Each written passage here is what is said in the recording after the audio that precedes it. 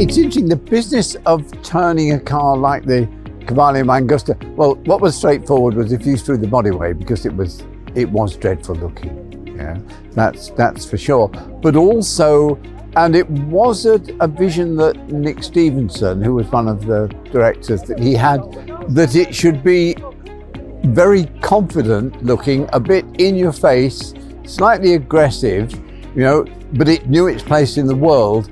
And so Nick was good at producing words like that, rather than, you know, giving you an actual design brief and it had to have a 70-degree windscreen and all that stuff. You know, he'd just give you those other words. So in your face, a little bit aggressive, you know, was fine. And that's kind of the reason that it emerged like that.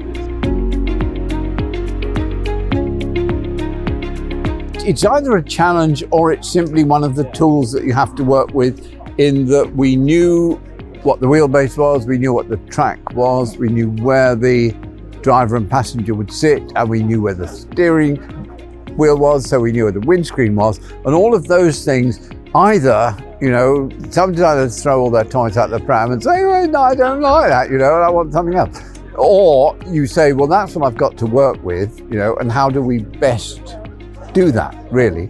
So to that extent, it wasn't inhibiting at all, because actually the way the chassis is planted, you know, with the sort of width to length, it's great. It's a nice proportion for sure, you know, and so I was perfectly happy to work with that, actually.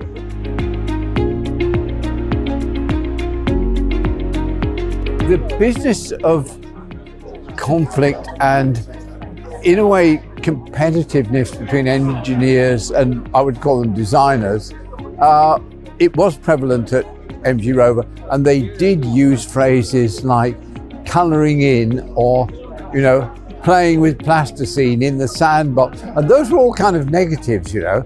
And I said to them that the enemy is not down the corridor, you know, the enemy is in Wolfsburg, you know, or Stuttgart, or Turin, you know, and what we're trying to do is beat them. So we need to work together. Part of that meant that there was a practice in the industry, which probably still goes on, where you've done a car in design and then you send it off to the wind tunnel people and it comes back changed, you know. And because I like the aerodynamics and I'm actually quite good at it, I went along, and the guys at first, you know, would say, oh, what do you know? You know, I said, well, you know, at least as much as you. And so I worked with them, and then they understood that we could work together like that. You know, and that's important, that it's a team, which is why it's also important that it's fun. You know, and if we went to the wind tunnel, then I would say, well, we're all going off, not only lunch together, but afterwards we'll go and have supper in the pub, you know, and we'll talk about what we did, and then we'll go home, instead of saying, 5:30, we better go. So, you know, bringing that attitude to it, you know, I think you can get people on side, you know, and which sounds absurd. Why would you need to get people on side? Well, unfortunately, because that's what happened.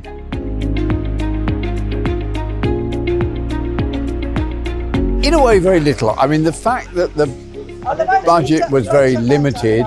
For example, we had to use somebody else's headlights and taillights, because doing your own unique headlight would have more than consumed the entire budget. You know, BMW spend more on the seat trim material, like, I don't know what it is now, but at the time, like £15 million on the seat trim material. We didn't have that to spare. So in a way, those weren't compromises. And as it happened, the Fiat Punto lights suited the slightly sinister, in the way that they almost look out of place on a Punto when you see them now. You know, so that wasn't a great compromise to me. You know, I never felt inhibited by, I wish we could have an inch more in the wheelbase, because, you know, and so that wasn't even compromise. I'm saying, well, that's fine if that's what we're doing. Yeah, I'm happy with that.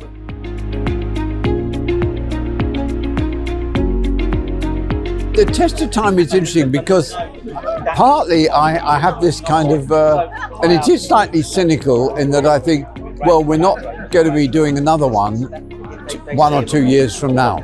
So it's actually got to last, you know. And I did feel that with the McLaren, and to a degree at Lotus with the Elan, we're not going to do another car for years, you know. So it's no point being of the moment. I mean, there are cars these days which are so much of the moment, and already 3 years later they look really silly, you know. And for me, I mean, whether that matters now that people don't buy a car, they have it on a lease deal and get rid of it in 3 years. But to me, it matters, you know. I don't like to see things looking, and I think it still answers all the questions that Nick posed, actually, and it does look a bit in your face, and it does look quite tough, but our system with the carbon has worked really, really well, you know, that's for sure, and so they still look immaculately good, you know, which is quite nice because it's interesting. I was talking to a fellow at this event, and a good friend of his had worked at SV Composites, who did the materials for the panels, you know. And he said when he was at SP, McLaren went there and they said, well, we don't think we could afford that system, even though it's spectacular, you know, because that's kind of not. But as he said, they never asked what it would cost. They just assumed they couldn't do it because it was so good. And you think, well, that's a pretty dim way of looking at stuff.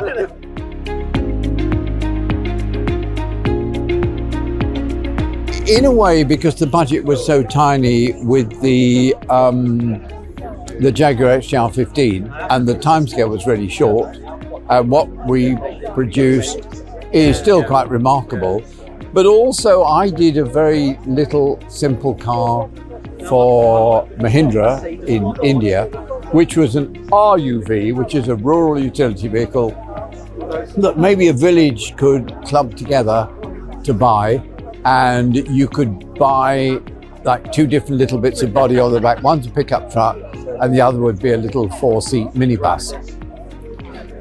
When I see those in India, you know, in a way, it's a more valuable contribution.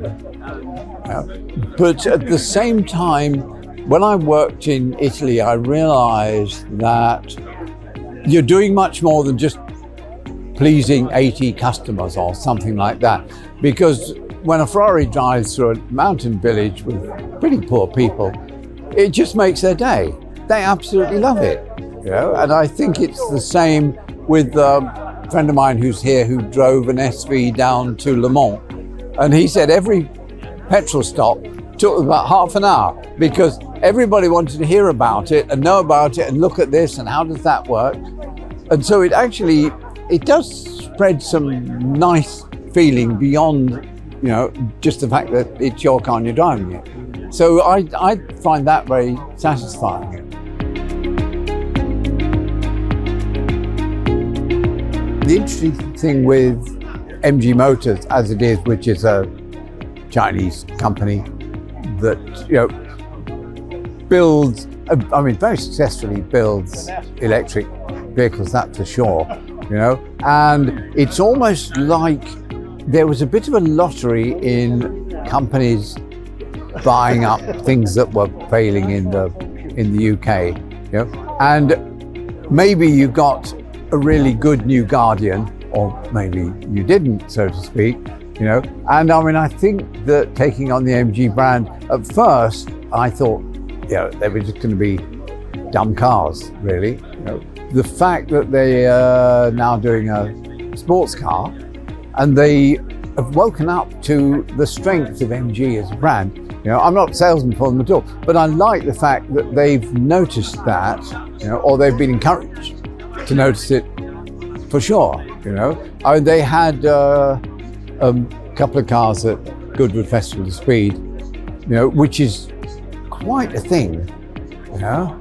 I mean, whether we will all appreciate how much Chinese product there was there, because there were other things, you know, which I was quite surprised to see, really. So, and I think, what the design team, which is the English guys like Carl Gotham, what he's been able to do, because it was always said that electric cars would liberate designers because you wouldn't be committed to that layout, with engine, fuel tank, people, all the rest of it. At the time it was said you could put batteries everywhere and they could go all the way up the apron and along the cap. Well, of course, batteries, they're like a bunch of unruly school kids, and the more you can corral them, the more work you get out of them. So to that extent, the freedom that everybody expected hasn't occurred. But that's kind of fine with me, but some people will be frustrated with it. But it is difficult because at the moment they're quite heavy, and you can get good performance by, having big motors, and probably what I've got extravagant use of energy, or you can drive from here to Birmingham by being sensible. So it's not an easy task that they've got, and an event like this where they're MG enthusiasts and how they are steered to the new thinking isn't yet clear, to be honest, and that's not to be negative, because the electric market is quite strange at the moment and people have kind of slowed down in buying them.